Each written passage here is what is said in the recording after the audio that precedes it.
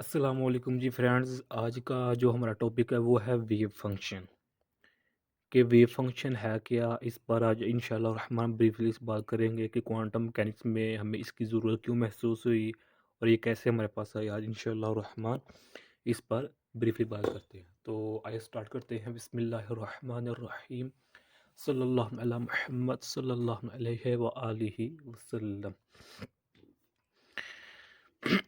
ये मैंने 3 पॉइंट्स लिखे हैं थ्योरी की शक्ल में। तो पहले इनको देखते हैं।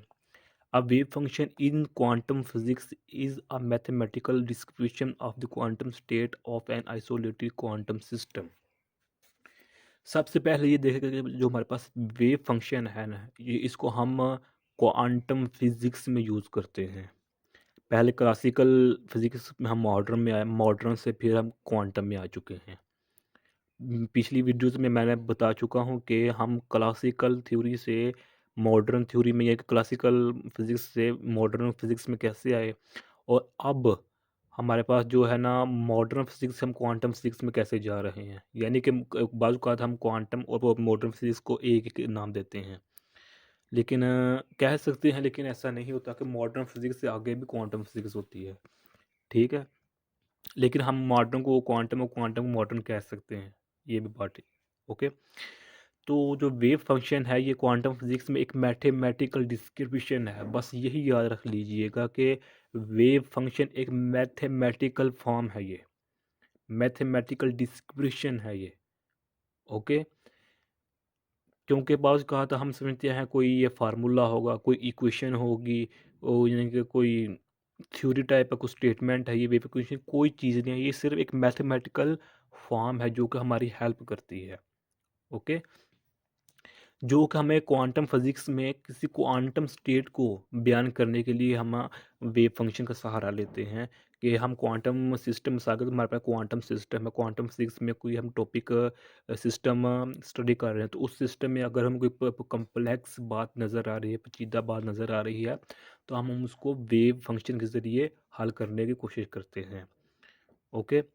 Wave function is variable quantity that mathematically describes the wave characteristics of a particle। ज़्यादातर जो वेव फंक्शन होता है ना, वेव फंक्शन स्पेशली ये यूज़ होता है, ऑलमोस्ट 90% होता है पार्टिकल को लोकेट करने के लिए। अगर किसी पार्टिकल को फाइंड करना है किसी भी पोजीशन पर एट अ गिवन टाइम, किसी कॉम्प्लेक्स सिस्टम पर, तो हम वेव फंक्शन का सहारा लेते हैं। यानी कि वेव फंक्शन उधर हमारे हम मदद देती है कि हम किसी भी पार्टिकल, मिसाल के तौर पर इलेक्ट्रॉन को एक कॉम्प्लेक्स सिस्टम में कैसे फाइंड कर सकते हैं। Okay. The wave function defines the state of the system at each special position and time। यानी कि बात एक ही है, तीनों डेफिनेशन, ये तीनों डेफिनेशन हैं इसकी वेव फंक्शन की, बात एक ही हो रही है।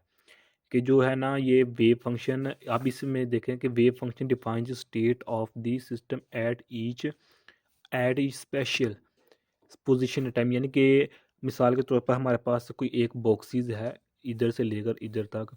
तो अगर हम चाह रहे हैं कि इधर हमारे पास इलेक्ट्रॉन है, तो इसकी हम पोजीशन फाइंड करना चाह रहे हैं, तो वेव फंक्शन हमें हमारी मदद करेगा का इस स्पेशल पोजीशन पर एट अ गिवन टाइम हम किस तरह इलेक्ट्रॉन की पोजीशन फाइंड कर सकते हैं। ये था हमारे पास थ्योरी का पोर्शन। ठीक है। आगे है it mathematical denote by phi psi. इसको साई कहते हैं, इसको हम साई कहते हैं। जो वेव फंक्शन को हम इससे डिनोट करते हैं। अच्छा, एक जो मज़ेदार बात वो इधर वो ये बता दूं कि हम इसको इस तरह डिनोट तो करते हैं, लेकिन ये हम अपने जो हमारे जो पाकिस्तानी या इंडियंस पीपल होते हैं, इंडियन फिजिस्ट या पाकिस्तानी जो है ना, वो इस तरह डिनोट करते हैं। लेकिन जब अगर हम यूरोपीय ममालिक में चले जाएं, तो उधर साई को यूज़ इस तरह ही करते हैं, लेकिन फ़र्क क्या करते हैं कि ये साई है, इसके गिर्द ऐसा और ऐसा लगा देंगे। यानी कि ये दो एक लाइन से लगा देंगे, एक एरो लगा देंगे, इस तरह, यानी कि इस तरह डिनोट करते हैं। ये- और एक्चुअली है भी इस तरह डिनोट करते हैं, लेकिन हम हमारी आदत है कि हमने कोई ना कोई काम बिगाड़ना होता है, तो हम इसको इस तरह आम अल्फाज में सिर्फ इस तरह लिख सकते हैं डिनोट करने के लिए। लेकिन एक्चुअल जो ये वेव फंक्शन को ये फॉर्म है, इसे डिनोट किया जाता है एक्चुअली। ओके। लेकिन बुक्स में भी यही ये जो है ना फॉर्म यूज, यही साइंस शो यूज़ किया जाता है ज़्यादातर भी। ओके, अब एग्जांपल लेते हैं। अब एग्जांपल के ज़रिए इंशाल्लाह आपको मज़ीद अच्छी समझ आ जाएगी। Suppose we want to find a position of electron in a box by quantum view. यानी कि हमारे पास एक बॉक्स है, हमारे पास एक बॉक्स है, उसके अंदर एक इलेक्ट्रॉन है, उसको हम फाइंड करना चाह रहे हैं, उसकी पोजीशन को किसके से व्यू से, क्वांटम व्यू के से, यानी क्वांटम फिजिक्स के थ्रू हम उस की पोजीशन इलेक्ट्रॉन की फाइंड करना चाह रहे हैं। अब ये देखें, फॉर एग्जांपल हमारे पास ये एक्स एक्सिस है और एक्स एक्सिस पर हमारे पास ये बॉक्स हुआ है। ओके, ये हमारे पास बॉक्स है। तो एक मिनट,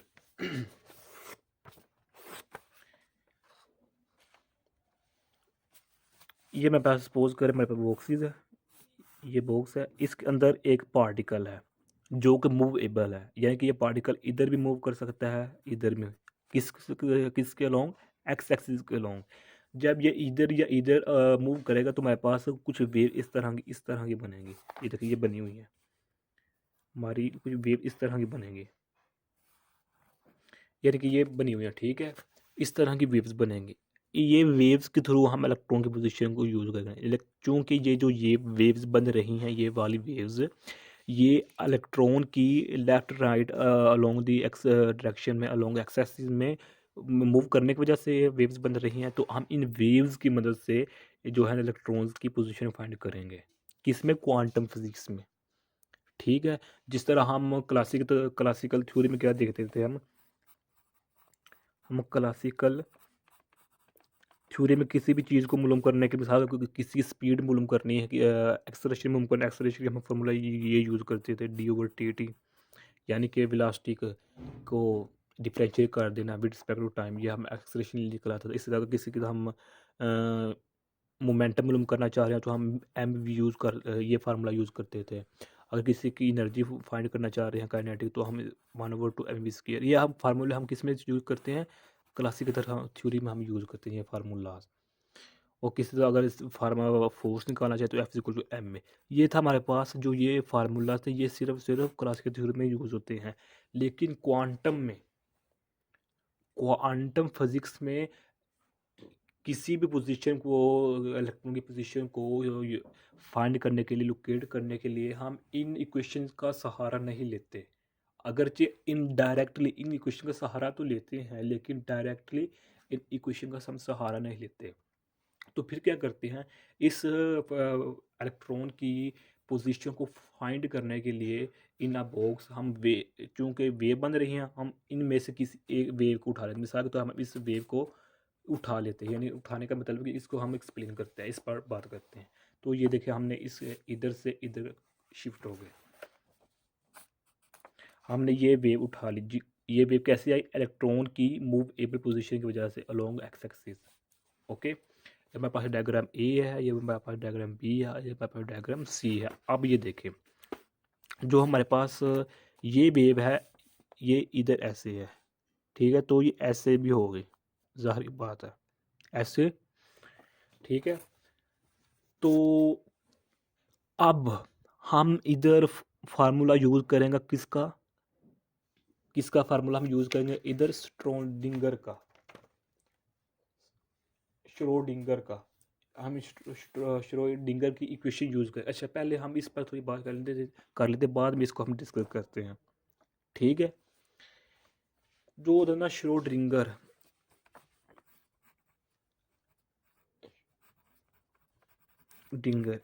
इसकी इक्वेशन है हमारे पास, लब भला करे आप लोगों का, ये इक्वेशन को आप देखने को घबरा नहीं जाना। इक्वेशन तो है आसान, लेकिन अगर हम इस पर गौर करेंगे तो हमारे लिए आसान ही है। ओके, तो ये मल्टीपल हो रहा है इसके साथ, वाई स्क्र तुम्हारा एक्स स्क्र प्लस वी एक्स टी है, और हमारे पास ये वाई है। ये हमारे पास स्ट्रोडिंगर की इक्वेशन है, हमारे पास स्ट्रोडिंगर की इक्वेशन है ये हमारे पास। इस इक्वेशन से हमने ना जो फार था ना हमारे पास, क्या नाम लेते हैं, वेव फंक्शन वो निकाला है, यानी कि हमने भी ये वेव फंक्शन निकाला है इस इक्वेशन को सॉल्व करके। ये इक्वेशन किसने दी? श्रोडिंगर ने दी थी। ओके, इसने ये इक्वेशन दी थी। तो इस इक्वेशन को यूज़ करते करते असल में बात मैं बता रहा हूँ, असल बात वो ये है कि जब श्रोडिंगर इक्वेशन ये इक्वेशन अपनी बना ली थी अपनी, तो ये इस इक्वेशन को यूज़ कर रहा था कि इस इक्वेशन को पार्टिकल को फाइंड करने के लिए किस किस तरह यूज़ करते हैं, क्या क्या कर, अगर थक हार कर ना ही अक गया था। तो थक हार कर इसके पास ये वेव फंक्शन की सूरत में इस तरह कुछ हमारे पास आ गई। तो जब इसने इस वेव इक्वेशन को देखा तो इसको अप्लाई किया किसी भी चीज़ की पोजीशन फाइंड करने के लिए, तो इसको पता लगा कि ये तो काम उल्टा, यानी कि मेरे सोच से बाहर हो गया कि मैं सोच रहा था कि इस इक्वेशन को इस्तेमाल करके मैं किसी चीज़ की पोजीशन फाइंड करूँगा या किसी और चीज़ को फाइंड करूँगा, लेकिन इस इक्वेशन को खुद ब खुद पता नहीं मुझसे कैसे ये इसमें कन्वर्ट हो चुकी है और अब ये मेरी मदद कर रही है किसी भी चीज़ को, किसी भी इलेक्ट्रॉन की पोजीशन को फाइंड करने के लिए। असल में बात ये है जो कि हर टीचर नहीं बताता। यानी कि श्रोडिंगर ने ये इक्वेशन अपने ये इस्तेमाल बना ली थी। अब ये चाह रहा था कि मैं इस इक्वेशन की मदद से कोई ना कोई चीज़ कोई ना कोई चीज़ फाइंड करूँ। लेकिन इस इक्वेशन को यूज़ कर के थक हार कर उसके यानी कि रिज़ल्ट ये निकला। इसको नहीं पता ये कैसे रिज़ल्ट निकला ये वाला वेव फंक्शन की सूरत में।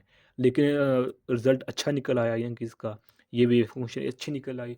तो ये किसी भी इलेक्ट्रॉन की पोज़ीशन को फाइंड करने के लिए जो मेरे पास ये है बेवकूफ़ी, ये बहुत हेल्पफुल साबित होती है। इसलिए श्रोडिंगर की इक्वेशन को हम शॉर्ट इस तरह लिख सकते हैं। अब हमारे पास ये साई है, इसको हम एक्स टी, कि अगर किसी इलेक्ट्रॉन की पोजीशन फाइंड करना चाह रहे हैं, क्योंकि हम इधर एक्स एक्सिस पर फाइंड करना चाह रहे हैं अलोंग एक्स एक्सिस, तो हम इधर एक्स टी लिखेंगे। अगर हमारे पास यानी कि प्लेन है कोऑर्डिनेट, तो हम इधर एक्स वाई और टी लिखेंगे टाइम के हवाले से। अगर हमारे पास स्पेस है तो हम इधर एक्स वाई जी टी भी लिखेंगे।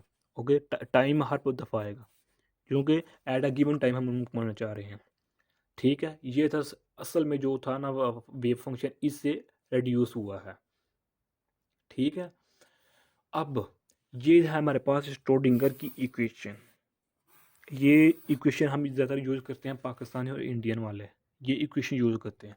लेकिन जो एक्चुअली जो हमारे पास एक्चुअल है इक्वेशन है ना इसकी श्रोडिंगर, वो ये नहीं है। अगरचे ये भी इक्वेशन है श्रोडिंगर की है, लेकिन जो एक्चुअली दी थी ना श्रोडिंगर, वो इक्वेशन इस तरह दी थी उसने उसने 2m v x t 5 2 5 oh sorry 2 नहीं है, ये पार्शियल। ओके, तो ये देखें हमारे पास ये है एक्चुअली इक्वेशन ऑफ श्रोडिंगर की। ठीक है, इस इक्वेशन से हम ये इक्वेशन निकाली हुई है। अब ये हमारे पास जो ये है ना ये वाला ये कंपोनेंट हमारे पास है, काइनेटिक एनर्जी है हमारे पास। इसको हमने इधर इस तरह यूज़ किया हुआ है, यानी कि काइनेटिक एनर्जी को हम इस तरह भी लिख सकते हैं, इसको हम इस तरह लिख सकते हैं और इसको हम इस तरह लिख सकते हैं। ठीक है, ओके, तो अब ये हमारे पास पोटेंशियल है, ये एक्चुअल इक्वेशन है श्रोडिंगर की, और इसे ये इक्वेशंस को हमने इस तरह लिख सकते हैं। ठीक हो गया। अब हम नेक्स्ट देखते हैं कि जो ये हम फार्म यूज़ कर रहे थे कि हम इलेक्ट्रॉन की पोजीशन फाइंड करना चाह रहे हैं अलोंग एक्स एक्सिस। तो इलेक्ट्रॉन की पोजीशन के मूवेबल पोजीशन की वजह से उसकी वेव बन गई इस बॉक्सेस में। उन वेव में से हमने जो नीचे वाली वेव थी वो ली, इस उसको हमने इधर ड्रा कर लिया, इधर हमने वेव इक्वेशन अप्लाई की। वेव ये देखिए वेव इक्वेशन। तो अब हम इस यहाँ हमारे पास जो इलेक्ट्रॉनों की पोजीशन थी वो फाइंड हो रही थी, लेकिन बहुत ही मुश्किल से। तो ये इतना इतना सारा काम था ना जो ये अबव वाला यहाँ से लेकर यहाँ तक ये श्रोडिंगर इक्वेशन कर चुकी थी, यानी श्रोडिंगर अपनी ज़िंदगी में अपनी लाइफ में यहाँ तक कर चुका था। लेकिन यहाँ से यहाँ तक जो सफ़र था वो श्रोडिंगर क्योंकि फोत हो चुका था, इसलिए इसने इस पर ज़्यादा काम नहीं हो सका था। तो उसके बाद एक साइंटिस्ट आए थे, ऑलमोस्ट उनका नाम मैक्स इस तरह का नाम था, एग्जैक्ट मुझे नाम नहीं याद है। तो वो आए थे साइंसदान। तो उन्होंने श्रोडिंगर की इक्वेशन को इस्तेमाल करते हुए इस डायग्राम को यहाँ कन्वर्ट कर दिया, यानी कि उसने अपना एक मज़ीद स्टेप वेव को श्रोडिंगर वेव इक्वेशन में एक अपना मज़ीद स्टेप दे दिया। वो स्टेप क्या दिया? उसने कहा था कि अगर हम इसको वेव फंक्शन को इसके कॉन्जुगेट से मल्टीपल कर दें तो हम इलेक्ट्रॉन की पोजीशन को एक्यूरेटली फाइंड कर सकते हैं। ओके, यानी कि ये देखें हमारे पास अब ये हमारे पास स्क्वायर बन चुका है।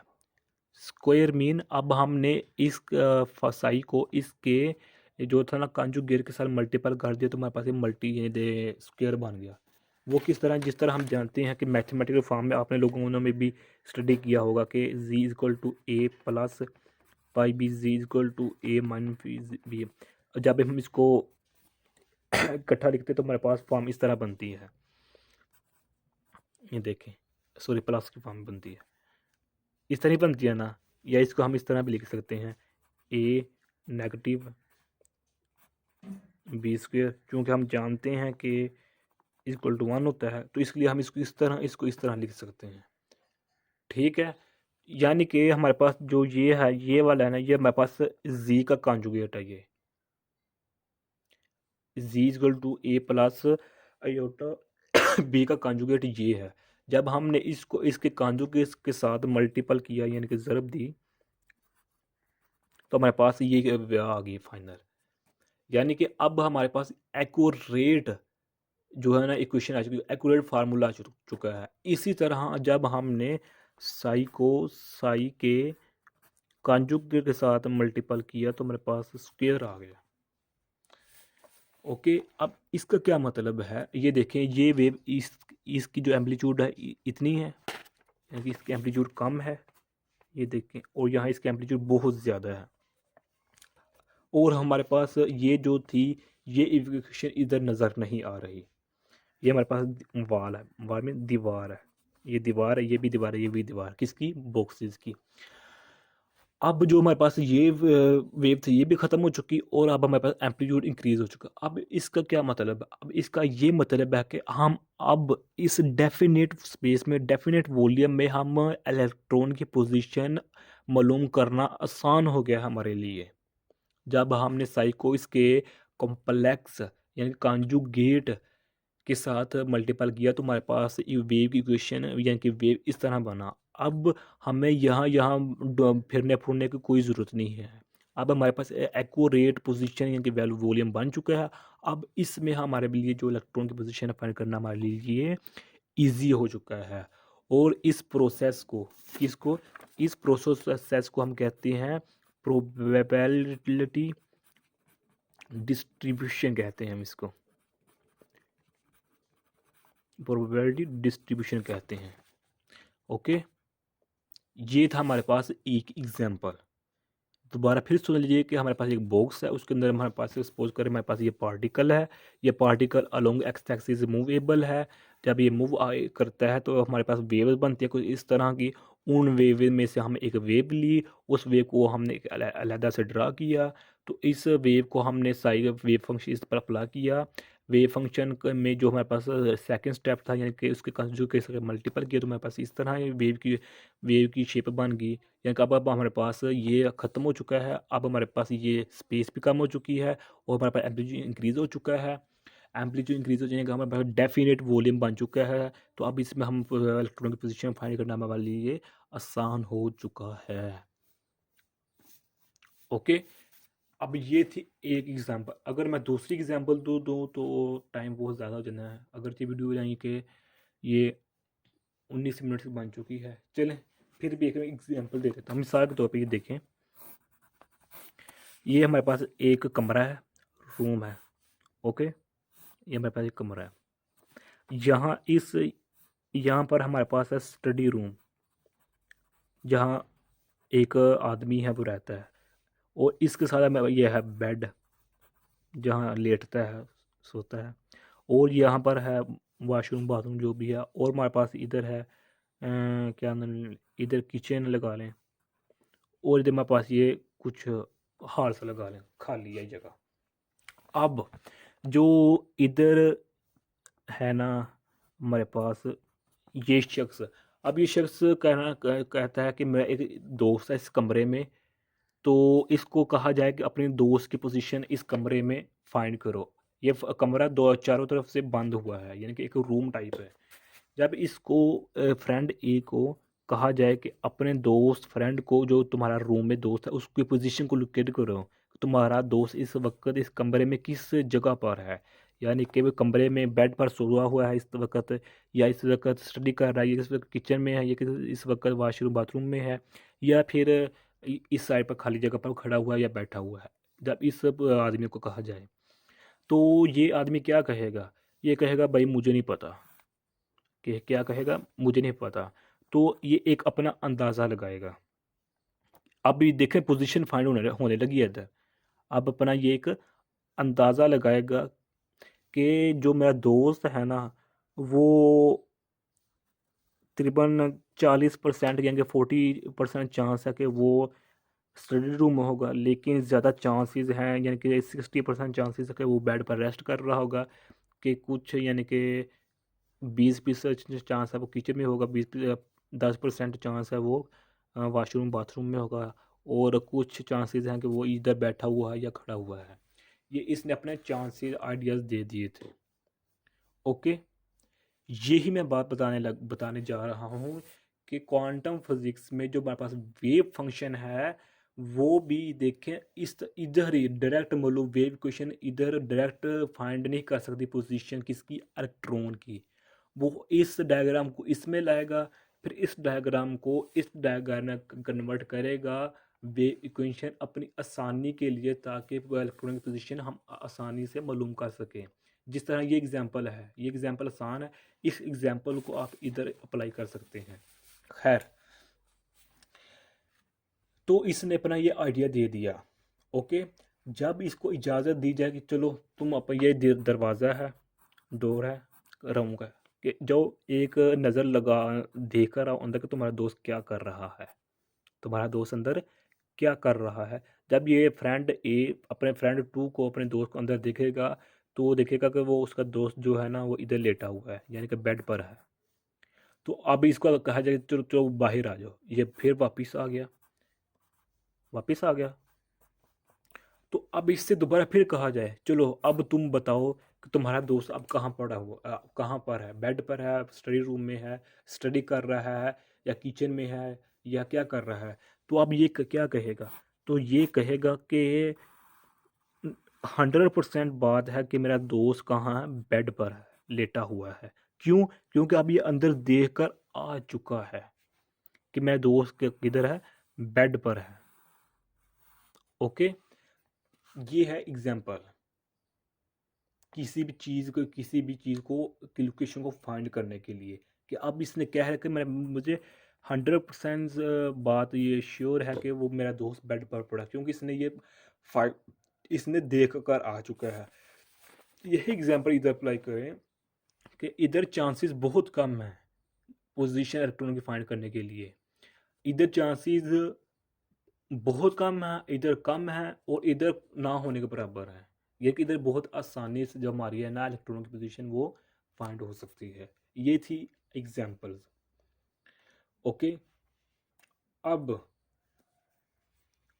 इसी दोनों जो ना इसी दोनों एग्जांपल्स को अगर मैं इस तरह एक एक एक सिंगल स्टेटमेंट में बयान करना चाहूँ तो वो इस तरह हो सकती है। हमारे पास ये फाई है, फाई को हमने इसके कॉन्जुगेट का मल्टीपल किया तो हमारे पास जो ये था ना स्क्वायर वाला, ये बहुत ही आसानी से हमारी जो है ना फाइंड करता था इधर इलेक्ट्रॉन की पोजीशन को, एफ साई स्क्वायर। तो हम ये कह सकते हैं कि साई में जो हमारे पास था ग्राफ वो इस तरह बना हुआ था। क्या यह होनी कि हमें मालूम नहीं था, हमें ये था कि इस इधर ज़्यादा चांसेस हैं कि इलेक्ट्रॉन इस इधर होगा, इधर कम है चांसेस कि इलेक्ट्रॉन, इधर फिर ज़्यादा चांस है कि इलेक्ट्रॉन इधर होगा। लेकिन जब हमने साई को इसके कॉन्जुगेट के साथ मल्टीपल किया तो हमें कंफर्म पता हो जाएगा कि 100% पता हो जाएगा कि हमारा इलेक्ट्रॉन की पोजीशन इस जगह पर है। ये होता है साई के स्क्वायर में कन्वर्ट हो जाना। ओके, अब हम जो है ना वेव फंक्शन, इस वेव फंक्शन एक दूसरा नाम है, वेव फंक्शन को दूसरा नाम है स्टेट फंक्शन भी कह सकते हैं। ठीक है, तो ये आज की छोटा सा हमारा वीडियो था। उम्मीद आप लोगों को इस लेक्चर की समझ आ गई होगी। अगर फिर भी कुछ क्वेश्चन पूछना चाहते हैं तो कमेंट के सूरत में पूछ सकते हैं। अगर आपने अभी तक हमारे चैनल पाक MN अकेडमी सब्सक्राइब नहीं किया तो सब्सक्राइब और लाइक शेयर कर दें। जज़ाकल्लाह खैर, अपनी दुआ में याद रखिएगा। अस्सलामु अलैकुम व रहमतुल्लाहि व बरकातुहू।